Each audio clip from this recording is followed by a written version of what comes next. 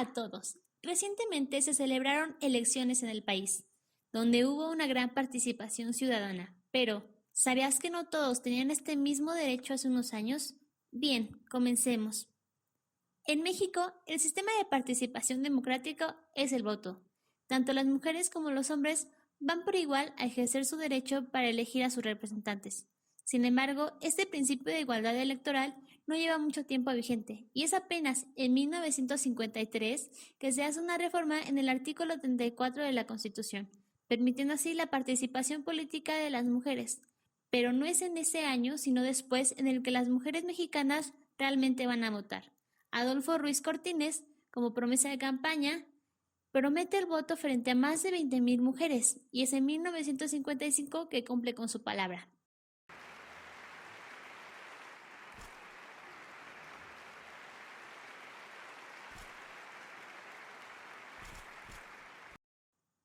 Posicionando a México como uno de los últimos países de América Latina en otorgarle el voto a la mujer. Esto tiene mucho sentido cuando se toma en cuenta que la opinión de los varones sobre las mujeres solo las limitaba al cuidado de la casa y de los hijos. Los hombres ni siquiera podían considerar que las mujeres fueran ciudadanas, y muchísimo menos preguntaban si era bueno o malo. Fue un proceso largo y de muchísima presión por parte de las mismas mujeres, y es aquí que entran nombres como el de Hermila Galindo, política, escritora y activista, quien trabajó con Carranza, siendo encargada de misiones políticas nacionales, fundadora del Seminario de Mujeres Modernas y del primer Congreso Feminista. O Elvia Carrillo, una luchadora social y política a la que se le atribuye la creación de muchísimas ligas de resistencia en Yucatán, además de ser la primera diputada en 1923. La lucha y la victoria no fueron exclusivas de 1953, pues se puede reconocer una lucha incluso desde el año 1853, donde un conjunto de zacatecanas piden al gobierno ser reconocidas como ciudadanas. En 1884, Leurana Wright demanda igualdad de oportunidades y el derecho al voto, a través de la revista Violetas de Anáhuac. En 1916 se celebra el primer Congreso Feminista en Yucatán, siendo un punto importante para este movimiento, y para el 22 ya tenían el derecho al voto. En 1917 se redactó la Constitución con el artículo 34, que nos da igualdad a hombres y mujeres en toda la República. En 1937 se envía la iniciativa de la reforma, sin embargo, la Cámara de Diputados no la aprueba.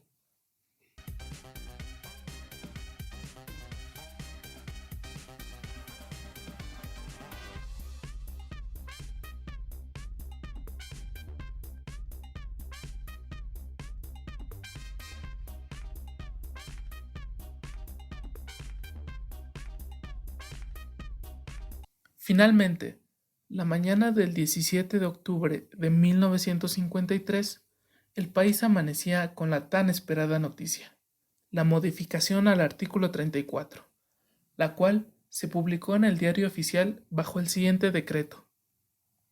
Son ciudadanos de la República los varones y las mujeres que, teniendo la calidad de mexicanos, reúnan además los siguientes requisitos: haber cumplido 18 años siendo casados o 21 si no lo son, y tener un modo honesto de vivir. Y así fue como el cambio de una pequeña línea de la Constitución pasaba a mostrar los frutos de una ardua lucha de muchos años, donde posteriormente, el 3 de julio de 1955, las mujeres mexicanas emitieron su voto por primera vez.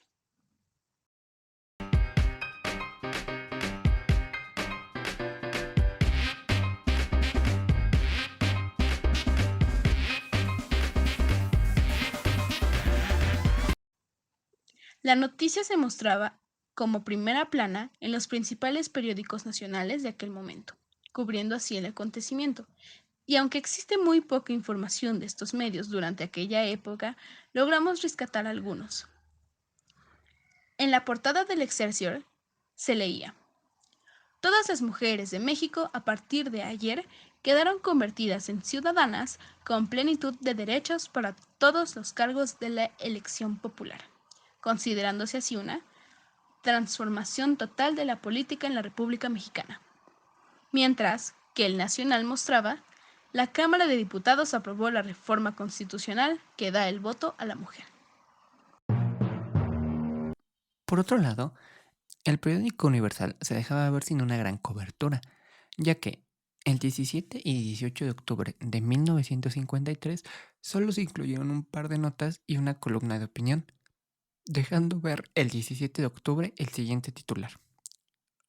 Hoy aparece en el diario oficial el decreto acerca de la ciudadanía femenina.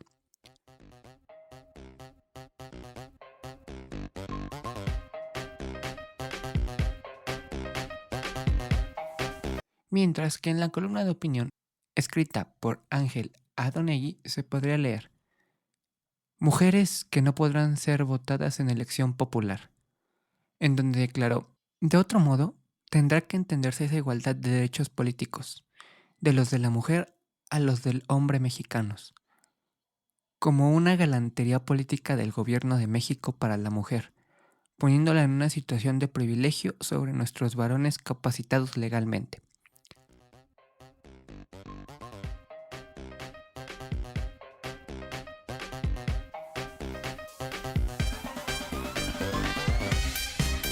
Aunque, por otro lado, existieron titulares que dejaron ver el pensamiento misógino y despectivo hacia el sexo femenino, donde en los titulares nacionales se mostraban encabezados como "que voten las viejas", escrito por el licenciado Rafael Subarán Campani. ¿No es curioso que alguien con ese nivel de estudios redactara esto en un medio de comunicación nacional? El decreto sobre el voto de las mujeres dejaba ver en su momento la importancia de darle al sexo femenino el lugar que se merece después de las pocas garantías que tenían. Además de comenzar la construcción de un camino hacia la equidad de género, donde se pudo considerar el voto como una propia voz que ya podría y merecía ser escuchada. Esto ayudaría a tomar las decisiones del país, añadiendo que, desde hace unos años, las mujeres no solo pueden elegir, sino también ser elegidas para la representación ciudadana. Cabe mencionar que las mujeres muestran una mayor participación en estas actividades, ya que según datos del INE, en la jornada electoral del año 2018, la participación femenina fue del 66.2%, mientras que la masculina de 58.1%. El decreto del voto también se puede tomar como un antecedente para abrir más caminos para la aprobación legal de otros derechos que ya se deberían tener y que estos pueden ser aprobados más fácilmente cuando se tiene un gran respaldo y varias buscan el mismo fin, como actualmente se ha podido observar con el aborto.